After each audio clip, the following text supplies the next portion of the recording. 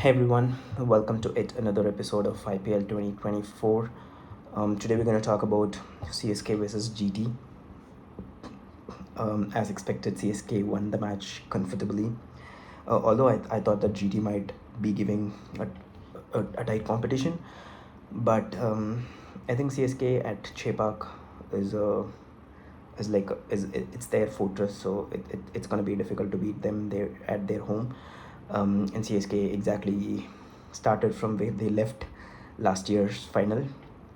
Overall, a good day for Chennai fans and the CSK team. So let's just analyze what happened in the match. So the first innings, GT won the toss and they asked CSK to bat, and CSK posted a total over 200, and chasing 200 plus total in Chepak is not going to be easy at all. The pitch slows down in the second innings, and it's going to be difficult to chase big totals. So I was expecting 180, 190 would be a decent total, and the CSK posted 200. It's mainly because of the heroic innings from Rachin Ravindra and Shivam Dubey. I think Rachin is one of the exciting talent to watch for in this season. He has had an amazing last 12 months or so. In all formats basically, he scored in Test cricket, and in World Cup, ODI World Cup, he was having an amazing season.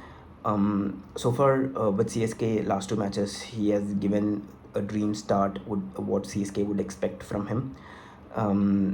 And Rutu played his usual innings today, playing an anchor role, striking at 130-ish. That's the kind of innings I would expect from Rutu, to be there, to stay there, and let others explode around him. That's exactly what he did today. Unfortunately, Rahane didn't had a good day, but that's okay. In came Shivam Dubey, and I think everyone in CSK has their own roles and responsibility clearly defined. The only thing they asked Shivam is to go after spinners and strike as much as possible. I think Rashid, like the way he hit sixes of Rashid's over, it was like, wow, this man is on a different planet altogether. It was a really good sight to watch. Shivam Dubey performing against spinners. He I think once Shivam Dubey comes in, bowlers are trying to, especially the pace bowlers, are trying to ball short balls, and he kind of adopted really well. He did hit a couple of good pull shots today. And Shivam Dubey has been fined of tournament for fined of I think his career graph changed completely after he came to CSK couple of years back, and he's doing a great job at CSK. For GT, I think the bowlers of GT had a bad day today, especially when Rashid goes expensive. It does not look good for GT. He is one of their go-to bowler, and if Rashid is having a bad day, it's going to be very difficult for bowlers around him to perform. Sai Kishore had a decent spell.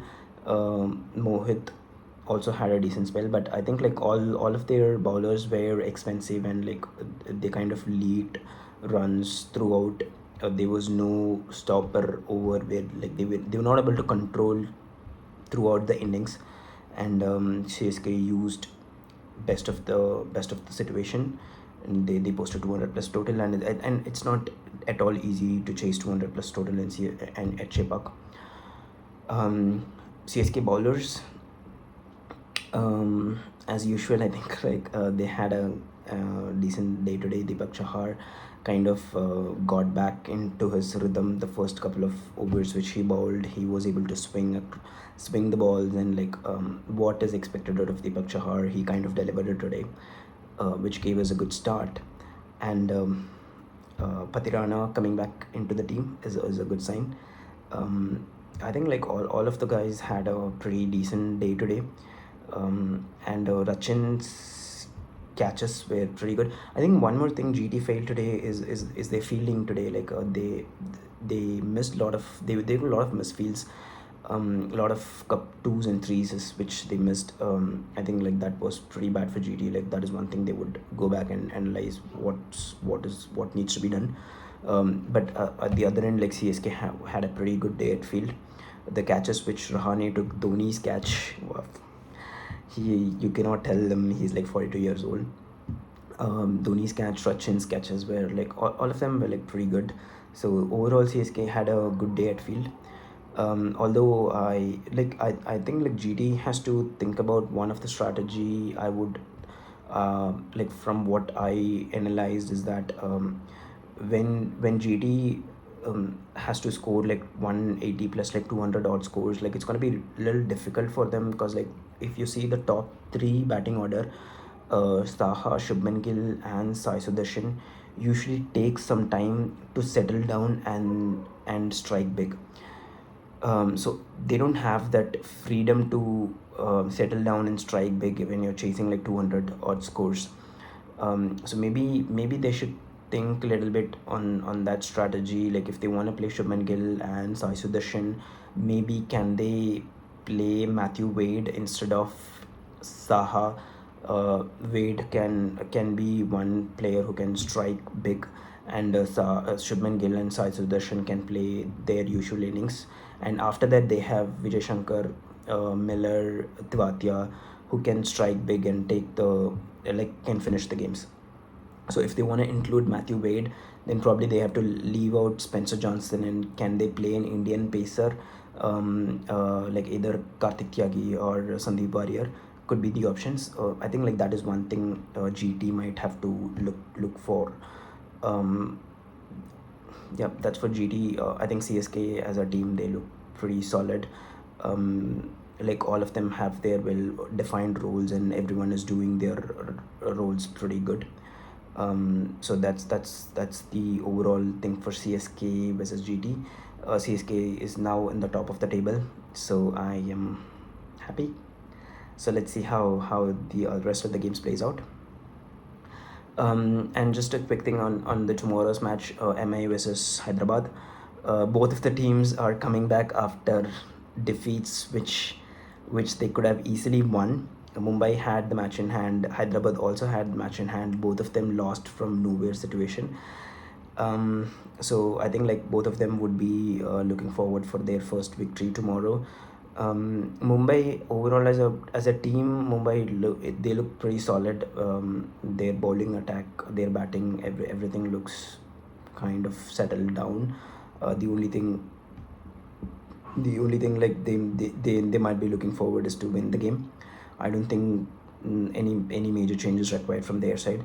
Hyderabad also looked pretty good, but I think like I'm not sure why do they want to play Marco Janssen in that playing 11, because like when they already have Bhuvi, Natarajan, and Pat Cummins as their pace attack. Can they think about either playing Glenn Phillips, who can bowl and bat, and he can also score, like he can play at any number. He can be a floater basically, depending on the situation. They can send him up in the order or down. He can bowl a couple of overs too. Maybe that could be one option. Or do they wanna play Hasaranga, who could give them a leg spin option? I think like that is one strategy they might have to rethink. But apart from that, like both the teams looks pretty good. Looking forward for a good match tomorrow, and I'm looking forward for MI to get their first point. Let's see. So that's it for today. See you guys tomorrow. Thank you.